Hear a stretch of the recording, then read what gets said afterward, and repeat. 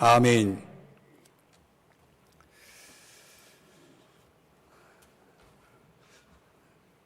기도를 많이 했더니 비가 나중에 내린다고 합니다. 어제도 장례식 중에 하나님께 간곡히 기도했는데 비 소식이 있다가 비가 내리지 않아서 잘 마쳤고, 오늘 또 이렇게 3부 예배까지, 또 여러분 예배 마치고 귀가할 때까지 비가 안 온다고 합니다. 하나님 은혜입니다. 오늘 저는 여러분들과 같이 은혜라는 단어를 함께 깊이 묵상해 보고자 합니다. 고든 맥도날드가 이런 말을 했습니다. 세상은 은혜를 베풀 수 없다. 무슨 말인가 하면, 이 세상이 돌아가는 이 운영 방식은 비은혜라는 것입니다. 말하자면 모든 일이 나 하기에 달려 있는 것입니다. 그러니까 내가 어떻게 하는가에 대한 결과를 가지고 살아가도록 세상은 그렇게 돌아가는 것입니다.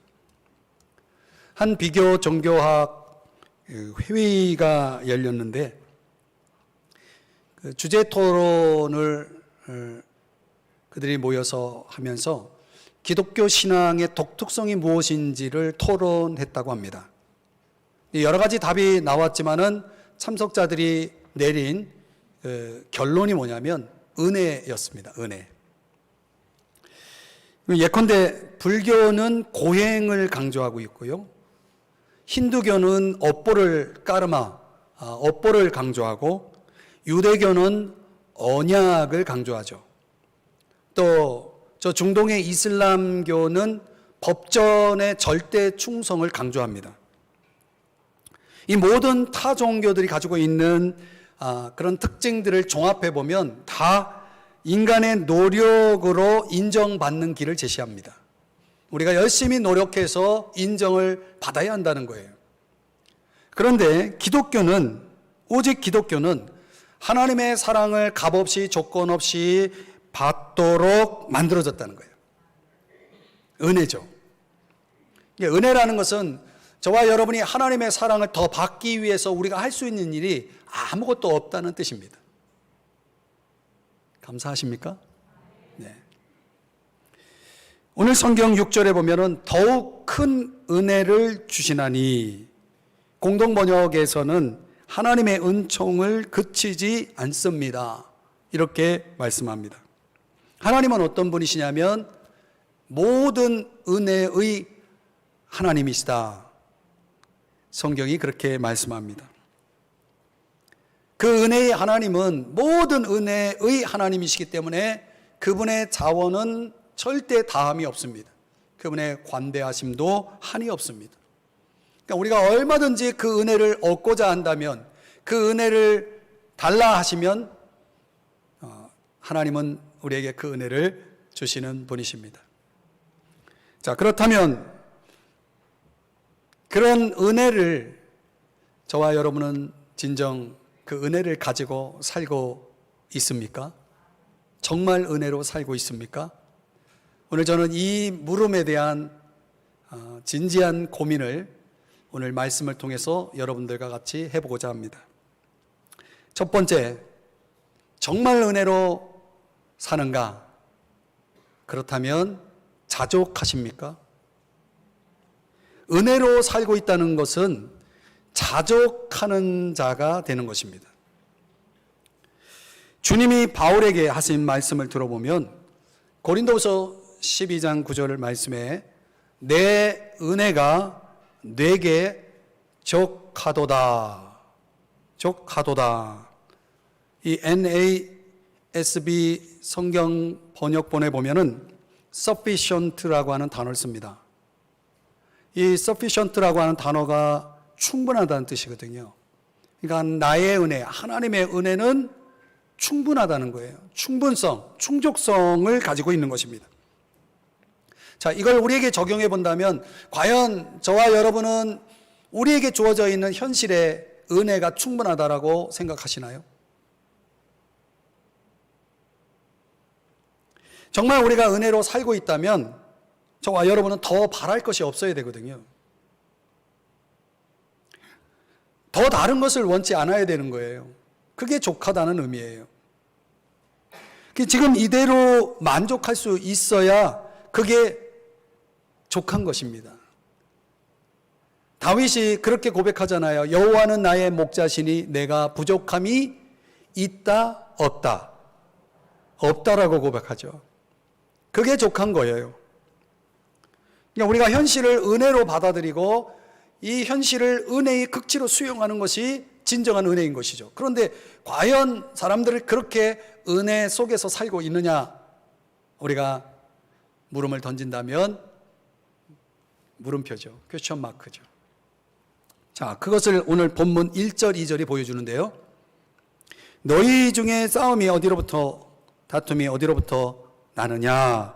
너희 지체 중에 싸우는 정욕으로부터 나는 것이 아니냐? 2절을 보시면 너희는 욕심을 내어도 얻지 못하여 살인하며 시기하여도 능히 취하지 못함으로 다투고 싸우는도다. 자, 너희 중에 무엇이 있다라고 지금 성경이 말씀하고 있냐면 1절과 2절 내용을 종합해 보면 네 가지가 있죠. 싸움이 있고 다툼이 있고 살인이 있고 시기가 있다라고 말씀하고 있는데 이것은 지금 그들 간에 사람들 간에 고질적인 갈등이 있다라고 하는 것을 보여주는 것입니다. 그러면 여기서 그런 갈등의 이유, 이 싸움이나 다툼이나 살인이나 시기라는 이 모든 것들이 왜 일어날까요? 왜 이런 것들이 생기는 걸까요? 오늘 성경 이 말씀을 보면은 정욕으로부터 나는 것이 아니냐. 1절 끝부분에 그렇게 나오죠. 정욕 때문이라는 거예요.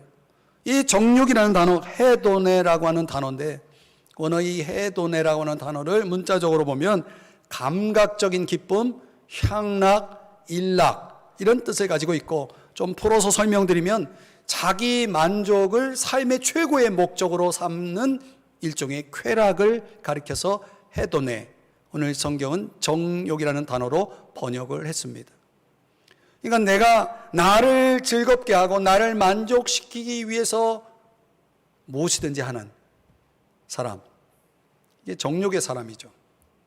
자기 만족적이고 자기 중심적으로 살아가는 사람을 가리켜서 정욕의 사람이라고 말하는 것입니다.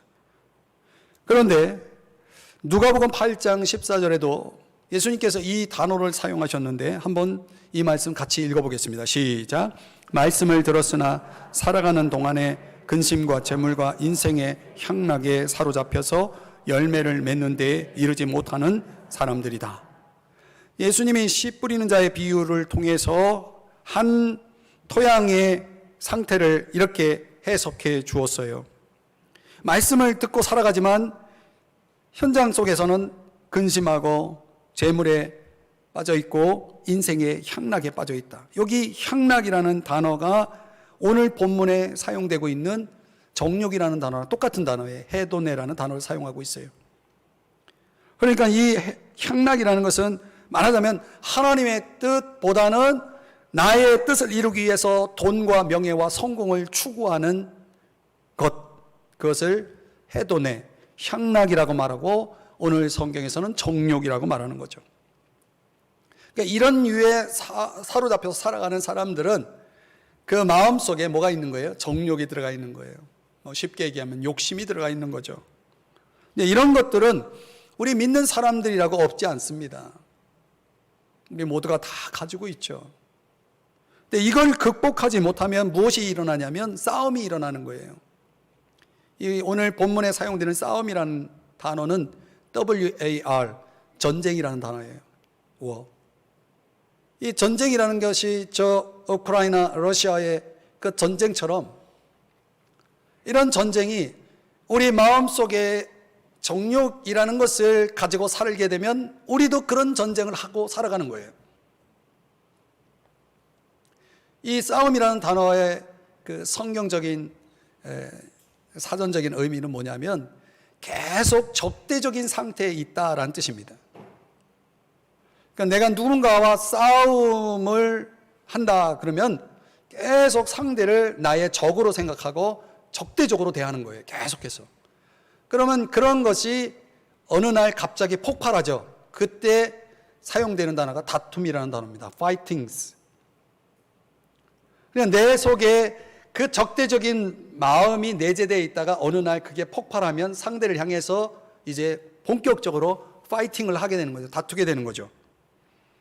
그때 그 파이팅 할 때 인간이 가장 많이 사용하는 지체가 뭐냐면 입입니다. 입. 이 핵무기가 무서운 무기잖아요.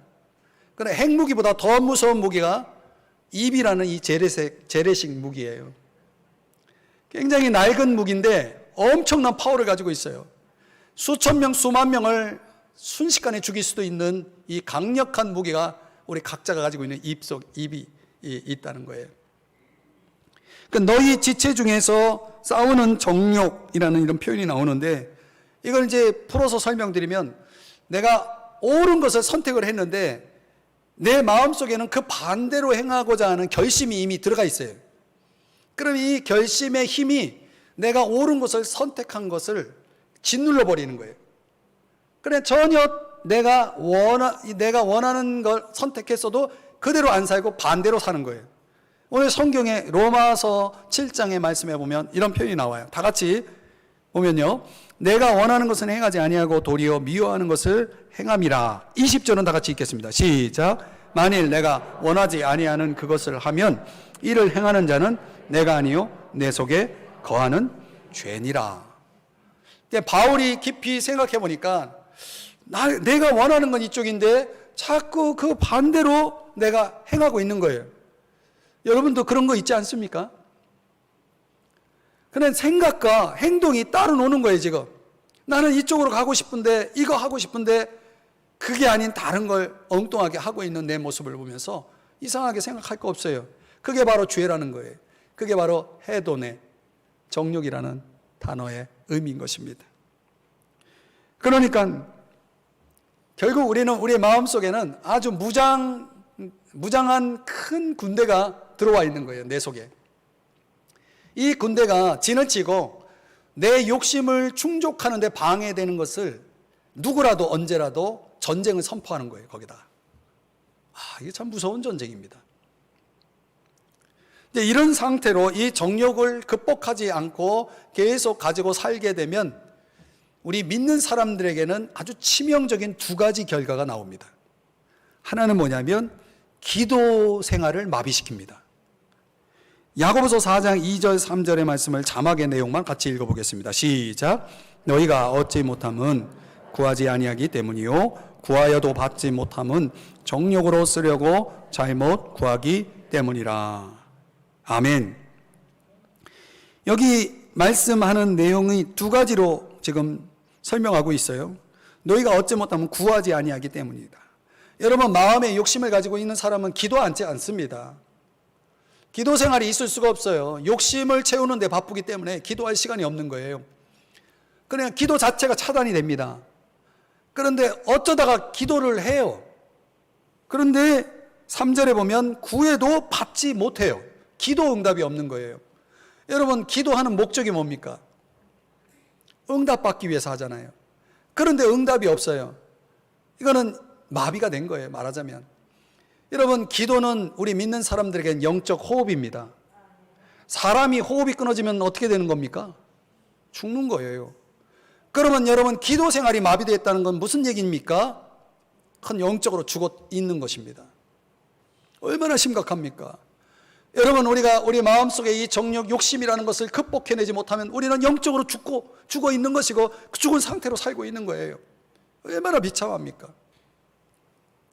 그걸로 끝나는 게 아니라 영적인 간음을 범하게 되는데 4절 말씀을 다 같이 읽어보겠습니다. 시작. 간음한 여인들아, 세상과 벗된 것이 하나님과 원수됨을 알지 못하느냐? 그런즉 누구든지 세상과 벗이 되고자 하는 자는 스스로 하나님과 원수되는 것이니라. 아멘. 여기 간음이라고 하는 이 단어는 세상과 벗이 되다라는 뜻입니다. 세상과 벗이 된다는 건 무슨 뜻이냐면 의도적으로 세상의 가치를 따르기로 선택하는 거예요. 그러면 세상의 가치를 따르기로 선택한 사람들은 결과적으로는 하나님께 등을 돌리게 되어 있습니다. 하나님을 무시하고 하나님을 대항하고 하나님께 등을 돌리는 것입니다. 그러면 여러분 꼭 기억할 것은 하나님께 등을 돌린 사람은 반드시 대가를 치릅니다. 자, 오늘 본문 5절의 말씀을 다 같이 한번 읽어보겠습니다. 시작. 너희는 하나님이 우리 속에 거하게 하신 성령이 시기하기까지 사모한다 하신 말씀을 헛된 줄로 생각하느냐. 여러분, 성경 다른 곳에는 하나님은 질투하는 하나님이시라고 말씀하고 있어요. 성령이 시기하기까지 얼마나 우리에 대한 사모함이 있는지, 사랑이 있는지, 하나님은 그런 분이시기 때문에 절대로 하나님을 향한 우리의 헌신과 충성이 다른 대상과 공유되기를 원치 않습니다. 오로지 우리의 헌신과 충성을 하나님에게만 드리기를 하나님은 원하신다는 거예요. 그런데 그런 오로지 헌신과 충성을 하나님께 바치지 못하게 하는 게 뭐냐? 그게 정욕, 해도내라고 하는 것이에요. 사랑하는 여러분, 한번 선택해 보세요. 나의 정욕, 욕심을 위해서 다른 사람과 싸우고 세상과 벗이 되고 하나님과 원수된 삶을 사시는 게 좋습니까? 아니면 내 욕심, 정욕을 버리고 주의 은혜 속에서 자족하며 사는 것이 좋겠습니까?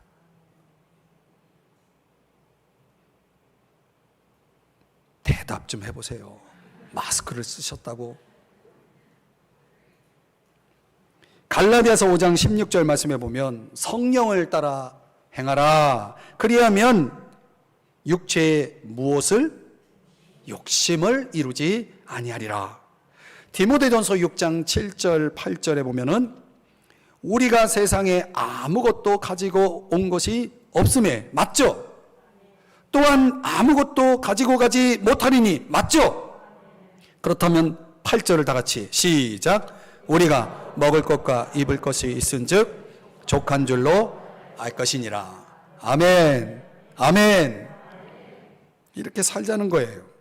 내가 주의 은혜로 살고 있다면 자족하며 살자는 거예요.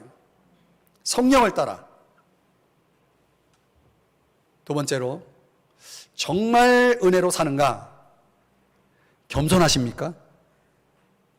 우리가 은혜로 살고 있다는 것은 내가 겸손한 자로 살고 있다는 뜻입니다. 6절 말씀을 다시 보시면 자막의 내용만 같이 읽어봅시다. 시작. 그러므로 일러스되 하나님이 교만한 자를 물리치시고 겸손한 자에게 은혜를 주신다 하였느니라. 아멘. 누가 은혜를 누릴 수 있다고 말씀합니까? 겸손한 사람이에요. 그 겸손하다는 것이 구체적으로 무엇을 말하는가? 겸손의 범주를 오늘 성경은 두 가지로 설명해 주고 있습니다. 하나는 복종하는 것이 겸손입니다. 7절 말씀을 다 같이 읽어봅니다. 시작. 그런즉 너희는 하나님께 복종할지어다. 마귀를 대적하라. 그리하면 너희를 피하리라. 아멘. 이게 복종하라라고 그랬죠. 복종이라는 것은 주님의 이끄심, 다스리심을 온전히 따르는 것을 얘기해요. 내 존재, 내 소유를 주저함 없이 주님이 쓰실 수 있도록 내어 드린다는 뜻이 있는 거예요. 내가 원하는 것이 아니라 하나님이 원하시는 것을 생각하는 거예요. 내 뜻이 아니라 하나님의 뜻이 이루어지기를 바란다라고 고백하며 사는 것을 복종한다라고 말하는 것입니다. 우리가 이렇게 복종하면 누가 가장 싫어하냐? 마귀가 가장 싫어해요. 여러분, 마귀의 그 가장 궁극적인 목표는 뭐냐면 하나님과 저와 여러분을 떼어놓는 거예요. 그러니까 하나님과 저와 여러분을 떼어놓는 그 마귀가 쓰는 작전이 뭐냐면 우리 마음속에 자꾸 욕심을 갖게 만들어요. 그럼 욕심을 가지면 틀림없이 하나님과 떨어지게 돼 있어요. 또 자기밖에 모르는 존재로 만들어요. 그러니까 자기밖에 모르는 사람은 틀림없이 교만해지거든요. 오늘 성경 교만한 자를 하나님이 어떻게 하신다고요? 물리치신다고 그랬잖아요. 그 떨어지는 거예요. 그러면 우리가 이렇게 저렇게 하나님을 떠나게 해서 궁극적으로 마귀가 운명 지어진 그 지옥행을 같이 이끌고 가는 거예요. 그 많은 사람들을 멸망시키는 것. 자기만 멸망하지 않고 많은 사람을 멸망시키려고 하는 것이 마귀의 작전인데, 목표인데, 이런 걸 위해서 지금 마귀는 지금도 저와 여러분의 삶 속에서 역사하고 있는 거죠. 그럼 우리가 그걸 분별해서 살아갈 때 저와 여러분이 주님께 복종하는 삶을 살면 마귀는 물러가는 것입니다. 고린도후서 10장 5절 말씀 세 번역으로 같이 읽어보겠습니다. 시작. 하나님을 아는 지식을 가로막는 모든 교만을 쳐부수고 모든 생각을 사로잡아서 그리스도께 복종시킵니다. 아멘. 근데 우리가 복종해야 될 것은 우리의 모든 것을 복종시켜야 돼요. 여러분 생각조차도 그리스도에게 복종시켜야 돼요. 혹시 여러분의 생각 속에 나쁜 생각이 들거든 예수의 이름으로 물러가라고 하면서 그리스도에게 그 생각을 복종시켜서 꼼짝 못하게 해야 되는 겁니다. 그래서 여러분들이 여러분의 생각을 마귀가 좋아하는 대로 지배하지 못하도록 만들어야 돼요. 사랑하는 여러분, 이렇게 겸손한 사람들은 주님께 복종하며 사는 거예요. 근데 겸손의 범주로서 또 하나를 소개하는데 그게 바로 교제입니다. 교제. 8절 말씀 다 같이 읽어보겠습니다. 시작. 하나님을 가까이 하라. 그리하면 너희를 가까이 하시리라. 죄인들아 손을 깨끗이 하라. 두 마음을 품은 자들아 마음을 성결하게 하라. 아멘. 이 겸손이라는 것은 하나님을 가까이 하는 거예요. 그러니까 하나님을 가까이 하는 데 있어서 우리가 가장 많이 사용하는 방법이 예배죠. 예배. 예배라는 것은 하나님 앞에 나오는 거죠. 하나님을 가까이 하는 거죠.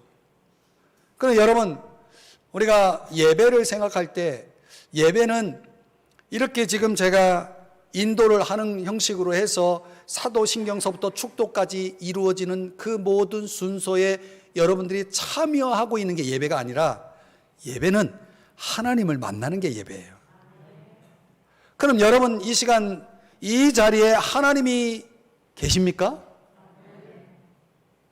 그런 믿음을 가지고 있으니까 여러분이 이 자리에 있겠죠. 우리가 예배를 통해서 하나님을 만난다는 것은 그 하나님이 살아계시다는 것이 생생하게 내가 느껴져야 돼요.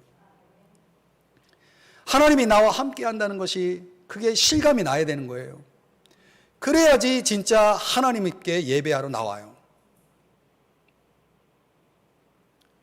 어떤 프로그램에 어떤 뮤지컬, 영화 보듯이 지금 우리가 그런 자리에 와 있는 게 아니거든요. 그래서 살아계신 하나님을 내가 만나야 되는데 저도 처음 교회 다닐 때 제일 답답했던 게 그거예요. 교회는 왔는데 하나님 소리 많이 하는데 도대체 하나님이 계신지 안 계신지 모르겠어요. 그래서 여러분 중요한 건 뭐냐면 그렇기 때문에 우리가 하나님과 교제하라고 자꾸 성경은 말씀하는데 그분이 실감이 나야지, 그분이 느껴져야지, 그분이 살아계신지 알아야지 내가 교제를 할 거 아니겠습니까? 그렇죠. 제가 사용한 방법이 뭐냐면 하나님을 좀 더 가까이 가고 하나님을 좀 더 의식하기 위해서 저는 열심히 성경을 읽었어요. 그리고 못하는 기도를 시작했어요. 기도부터. 학교에 있을 때나 어디 길을 갈 때나 기도를 하는 거예요. 그냥 식사기도 하듯이 감사합니다. 짧게. 이 기도도 한 문장으로 기도하다가 또 기도할 땐 두 문장으로 하다가 세 문장으로 하다가 기도가 조금씩 늘어가더라고요. 5분 기도하다가 10분 기도하다가 15분 기도하다가 기도도 막 늘어나요. 그렇게 기도하다 보니까 어느새 하나님께서 내 기도를 들어주시는 게 느껴져요. 하나님 기도 들어주시는 거를 나는 이렇게 해석했어요. 우연히 된 거지 뭐. 그리고 또 기도했는데 또 들어주세요. 또 들어주세요. 계속 들어주시면 이 사람이 입에서 어떤 말이 나올지 알아요? 하나님 살아계셔. 하나님 살아계십니다, 여러분. 기도하는 사람은 압니다. 하나님 살아계신 걸. 날씨를 위해 기도하면 날씨를 도와주십니다, 여러분. 살아계신 분입니다. 그러니까 하나님을 실감하는 방법은, 하나님께 가까이 나가는 방법은 성경 읽고 묵상하면서 기도하면서 또 가장 좋은 환경은 예배예요. 개인 예배도 있고 공적인 예배도 있어요. 그냥 습관으로 나오는 게 아니라 정말 하나님 만나기 위해 사모하면서 여러분들 예배를 나와보세요. 그래서 제가 살아계신 하나님을 만난 거 아닙니까? 그래서 제가 목회를 하게 됐고 이 자리에 있는 거예요. 사랑하는 여러분, 우리가 이런 노력과 결심을 자꾸 하나씩 처음부터 욕심내지 않고 진짜 하나씩 실천에 옮기다 보면 우리 삶에 어떤 일이 일어나냐면 8절에 일들이 일어나요. 손을 깨끗이 하라. 여러분, 하나님을 가까이 하게 되면은, 하나님이 살아계시는 게 느껴지기 시작하면은 거룩한 영향력이 내 삶에 미쳐서 생활 습관이 달라져요. 생활이 달라져요. 생활이 자체가 달라져요. 또 생활만 달라지는 것이 아니라 마음을 성결하게 하라. 내 마음 속에 거룩해져요. 그러면 뭘 깨달았냐면, 내 마음이 거룩해진다는 것은 내가 얼마나 부족하고 내가 얼마나 큰 죄인인지가 깨달아진다는 거예요. 그러면요, 그게 깨달아지는 사람이 뭘 하냐면 9절이에요. 다 같이 읽어보겠습니다. 시작. 슬퍼하며 애통하며 울지어다. 너희 웃음을 애통으로, 너희 즐거움을 근심으로 바꿀지어다. 아멘. 여러분, 제가 교회를 처음 다닐 때 제일 적응이 안 됐던 게 이거예요. 왜 교회만 가면 예수 믿는다는 사람들은 그렇게 울어요? 왜 우는 거예요 도대체? 나는 그게 이해가 안 됐어요. 도대체 집안에 무슨 어려운 일이 있길래 그것도 한두 사람도 아니고 다 울어. 그게 적응이 안 돼서 막 도망 다니고 막 그랬어요, 초기에. 그런데 제가 하나님 살아계시다는 걸 제가 깨닫고 하나님을 만나고 나서는 그때부터는 제가 제일 많이 울어요. 지금도 제일 많이 울어요. 여러분보다 제가 많이 울 거예요. 사랑하는 여러분, 어떻게 울지 않을 수 있어요? 예수님이 나의 죄를 위해서 십자가에 죽으셨다는데 어떻게 눈물이 안 나옵니까? 어떻게 감격이 안 됩니까? 사랑하는 여러분, 우는 게 정상이에요. 울어야 돼요. 나를 위해서, 나 같은 죄인을 위해서 십자가에 죽으신 분을 생각하는데 눈물이 안 나와요? 여러분, 이 세상에는 얼마나 슬픔이 많은지 몰라요. 슬픈 일이 쌓였구나, 찬송 가사처럼. 슬픈 일이 많지만 정말 슬픈 것은, 정말 눈물을 흘려야 될 것은 예수 그리스도의 십자가 앞에 나라는 죄인을 볼 때 슬퍼야 되는 거예요. 내가 슬퍼져야 되는 거예요. 나는 왜 예수밖에 없는가? 그 십자가밖에 내가 사는 길이 없다는 것을 깨달으면은 눈물을 흘릴 수밖에 없는 거예요.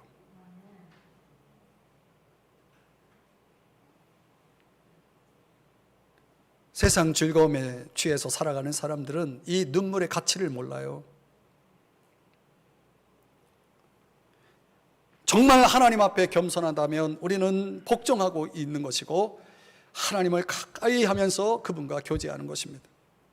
하나님을 가까이 하며 하나님을 만나고 하나님 앞에 서게 되면은 내가 얼마나 욕심이 많은 사람이고, 내가 얼마나 교만한 사람이고, 내가 얼마나 하나님 앞에 큰 죄인인지가 깨달아져서 애통할 수밖에 없는 거예요. 그걸 성경은 회개라고 말하는 것입니다. 그러면 그 애통이 가져오는 건 뭐냐면 겸손한 사람이 되는 겁니다. 그 애통이 있을 때 겸손이 따라오는 것입니다. 그 애통이 있을 때 하나님은 어떻게 하신다고요? 높여주십니다. 오늘 10절 말씀을 다 같이 읽어봅니다. 시작. 그리하면 주께서 너희를 높이시리라. 그렇습니다, 여러분. 우리가 주의 은혜로 살고 있는가? 그렇다면 우리는 당연히 주님 앞에 겸손해야죠. 겸손이라는 게 뭐라고요? 그분께 복종하는 것입니다. 그분을 가까이 하면서 교제하는 것입니다. 우리는 이런 겸손 속에서 주의 은혜로 살아가는 것입니다. 정말 은혜로 사는가? 세 번째, 사랑하는가? 사랑하는가? 우리가 은혜로 살고 있다는 것이 뭡니까? 그게 사랑의 사람이 되어 살아가고 있는 것을 볼 때, 아, 내가 은혜로 살고 있구나라는 것을 그게 나타내는 거예요. 오늘 본문 11절, 12절에 보면 이렇게 나옵니다. 형제들아, 서로 비방하지 말라. 이렇게 시작하죠. 여러분, 여기 비방하지 말라라는 동사는 이 원어에 보면 현재 명령형 시제로 돼 있어요. 그러니까 이 비방이라는 것이, 서로 비방하는 것이 어쩌다 하는 게 아니라 습관적으로 생활 속에서 하는 거예요. 습관적으로. 그냥 비방이 그냥 계속 내 입에서 나와. 그런데 여러분, 이렇게 하지 말라는 거예요. 특별히 우리의 자녀들이 듣는 데서 다른 사람 비방하지 마세요. 그럼 우리 자녀들이 어떤 사람이 되냐면 비방의 사람이 됩니다. 참 무서운 거예요. 그 영향력이라는 것이. 비방하지 말라는 거예요. 비방이라는 건 우리 마음속에서 시작돼서 우리 마음에 남아있는 거예요. 비방이 밖으로 나가지만요, 내 마음속에 그대로 남아있어요. 그리고 사실 비방이라는 건 내 입 밖에 내기 전에 나 자신을 향해서 말하는 어떤 것이기도 해요. 한번 여러분 제가 하는 대로 한번 따라해 보세요. 손을 내미시면서 보이십니까? 이렇게 해보세요. 우리가 누군가를 비방하면 이 손가락질을 하잖아요. 이 손가락이 하나가 상대를 향해서 비방하면서 나가지만은 나머지 3개의 손가락은 누구를 향하고 있죠? 이게 비방이라는 거예요. 여러분, 내가 누굴 비방하고 있죠? 그 사람이 지금 다른 데서 플러스 2 해가지고 나를 비방하고 있다는 걸 기억하고 계셔야 돼요. 저는 그렇게 살고 싶지 않아요. 근데 성경은 왜 이런 비방을 금지하는가? 몇 가지 이유를 밝히는데, 진리를 어기는 것이기 때문에. 그 진리가 뭐냐? 마태복음 7장 12절 다 같이 자막을 보면서 읽습니다. 시작. 무엇이든지 남에게 대접을 받고자 하는 대로 너희도 남을 대접하라. 여러분, 제가 묻습니다. 여러분이 누가 여러분을 비방하는 걸 원해요? 원치 않아요? 그럼 받고자 하는 대로 그렇게 하셔요. 누가 나를 비방하는 거 원치 않다면 나도 남을 비방하면 안 되는 거예요. 이게 뭐예요? 황금률이에요. 황금률. 이게 진리예요. 이 진리를 어기지 않기 위해서 우리는 비방하지 말아야 되고, 또 이 모든 계명 중에 2번째로 중요한 가장 큰 계명 중에 둘째가 뭐냐면 마태복음 22장 39절 다 같이 읽습니다. 시작. 둘째도 그와 같으니 내 이웃을 내 자신같이 사랑하라 하셨으니. 그러니까 이 사랑이라는 이 계명을 어기는 거예요. 비방하는 것은 사랑이 아니거든요. 또 성경은 비방이 겸손을 벗어나는 것이다. 오늘 성경에도 하나님만이 율법의 입법자요 재판장이라고 말씀하고 있거든요. 그러니까 내가 누구를 비방한다는 건 내가 하나님 자리로 들어가는 거거든요. 이 교만이죠. 내가 누구를 비방할 수 있는 역할이 부여되지 않았는데 내가 하나님이 돼가지고 비방하고 있는 거예요. 그렇게 하지 말라는 거예요. 그러니까 우리는 서로를 어떻게 대해야 되느냐? 오늘 성경에는 형제로 대하고 이웃으로 대하라고 말씀하고 있습니다. 형제가 된다는 것은 무엇을 의미하냐면 식구가 된다는 거예요. 서로 대등한 식구가 되는 거예요. 여러분, 식구들을 다 이렇게 줄 세워가지고 1등, 2등, 3등, 4등 매기시는 가정이 있습니까? 가족은요, 우열이 없어요. 다 같은 수준이 되는 거고 대등해지는 것입니다. 우열이 없죠. 그런 여러분, 비방하는 자가 있고 비방받는 자가 있어요. 그런데 비방하는 자와 비방받는 자, 이 두 사람의 아버지가 같아요. 그러면 여러분, 우리가 부모로서 자식들이 서로 비방하면서 싸우는 모습을 볼 때 어때요? 얼마나 마음이 아파요. 아버지가 같은데 한 아버지, 그 자녀된 형제들이 서로 비방한다는 거 있을 수 없는 일이에요. 있을 수 없어요. 그러니까 같은 아버지의 형제로 연결되어 있는 거예요. 우리는 하나님 아버지의 그 과분한 자비 속에서 살고 있기 때문에 우리는 서로 둘 다 상대방을 낮춰 말할 수 있는 우월감을 가질 이유가 없어요. 그러니까 오직 사랑으로만 묶여 있는 것이 가족이고 형제인 것입니다. 그렇게 대하라는 거예요. 이웃도 마찬가지예요. 누가복음 10장에 보면 선한 사마리아인 비유를 통해서 예수님께서 이웃의 정의를 내리기를, 이웃은 필요한 곳으로 내려가 필요를 확인하고 필요를 채우기 위해서 나의 것을 희생하는 것, 이것을 이렇게 하는 사람을 이웃이라고 정의했어요. 그러니까 저와 여러분은 그런 이웃으로 살아가야 되는 것입니다. 오늘 성경 12절에 질문이 나와요. 너는 누구냐? 여러분이 한번 질문해 보세요. 너는 누구냐?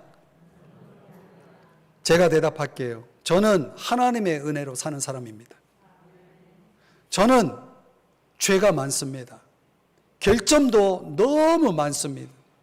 그렇기 때문에 날마다 하나님의 용서와 은혜 없이는 절대로 살아갈 수 없는 존재입니다. 이제 제가 여러분에게 묻겠습니다. 여러분은 누구십니까? 헬무트 틸리케라는 사람이 이런 말을 했습니다. 예수님은 창녀와 깡패와 악당을 사랑할 능력을 가지셨다. 그렇게 하실 수 있었던 것은 오직 타락의 찢기와 오물을 꿰뚫고 그 모든 면에 숨겨진 본연의 신성함을 모든 사람들에게서 보았기 때문이다. 처음으로 그분은 우리에게 새로운 눈을 주셨다. 그가 말하는 눈이 뭡니까? 예수님이 우리의 그 더러운 인생의 표층을 꿰뚫어서 사랑이라는 것으로 우리를 보셨기 때문에 우리는 여전히 그분의 자랑이고 그분의 기쁨이고 그분의 사랑의 대상이 되어 있다는 거예요. 그 눈, 예수님이 가지셨던 그 눈을 우리도 가져야 된다는 거예요. 그것이 바로 은혜로 치유된 눈이라고 말할 수 있는 것입니다. 하나님이 저와 여러분에게 그토록 풍성히 부어주신 은혜가 나만을 위해서 나에게만 부어주신 것이 아니라 다른 사람에게도 흘러갈 수 있다라고 하는 것을 볼 수 있는 눈, 그게 은혜로 변화된 눈이죠. 그 눈이 저와 여러분에게도 예수님이 지니셨던 그 눈이 필요한 것입니다. 사랑하는 여러분에게 다시 묻고 싶어요. 여러분, 다른 사람을 비방하겠습니까? 아니면 사랑하시겠습니까? 저와 여러분이 은혜로 살고 있다면 당연히 사랑하셔야 되겠죠? 이제 말씀을 적용해 보겠습니다. 이런 이야기가 있어요. 어느 날 성 프란체스코의 제자가 환상으로 하늘나라에 들어갔어요. 여기저기를 구경하고 있는데 아주 높은 보좌와 그 빈 의자가 눈에 띄었어요. 이건 누구 거냐고 질문했더니 성 프란체스코가 앞으로 이곳에 오게 되면 앉게 될 곳이고 세상에서 가장 겸손한 그가 이제 하늘나라로 오게 되면 여기 앉게 될 의자라고 설명해 주었습니다. 환상에서 깬 이 제자는 성 프란체스코를 시험했습니다. 선생님은 선생님 자신을 어떤 사람이라고 생각하시나요? 그랬더니 성 프란체스코가 하는 말이 나는 이 세상에서 가장 교만한 사람이지 라고 말했습니다. 그랬더니 그 제자가 직언하기를 그건 거짓말이고 위선 아닙니까? 세상 사람들이 다 우리 선생님을 성자라고 부르고 이 세상에 얼마나 죄인들이 많은데 그렇다면 성자인 우리 프란체스코 선생님과 같은 사람들, 그보다 더한 사람들이 얼마나 많다는 말입니까? 그건 거짓입니다. 그건 위선입니다. 라고 직언했습니다. 그러자 성 프란체스코가 빙그레 웃으면서 그 제자를 향해서 이렇게 답했습니다. 그건 자네가 나를 몰라서 그래. 내 마음속에는 아주 무서운 악이 있고 무서운 질투가 있고 내가 생각해 볼 때는 나는 정말 가장 악한 사람이야. 그리고 꼭 잊지 말아야 할 것이 있는데, 하나님께서 내게 베푸신 은혜를 다른 사람들에게도 베풀었다면 그 사람은 다 나보다 훨씬 훌륭한 사람이 되었을 거야 라고 말했다는 것입니다. 사랑하는 여러분, 이 성 프란치스코의 대답 속에 겸손이 있고 사랑이 있습니다. 우리의 마음 속에는 그 겸손이, 그 사랑이 있는지요? 오늘 이 말씀 충분히 준비하지 못했지만은 이 말씀 가운데서 제가 깊이 깨닫는 것은 그것입니다. 아, 나는 아직 은혜로 살고 있지 않구나 라는 것입니다. 아직 나에게는 은혜가 가득 채워져 있지 않구나 라는 거죠.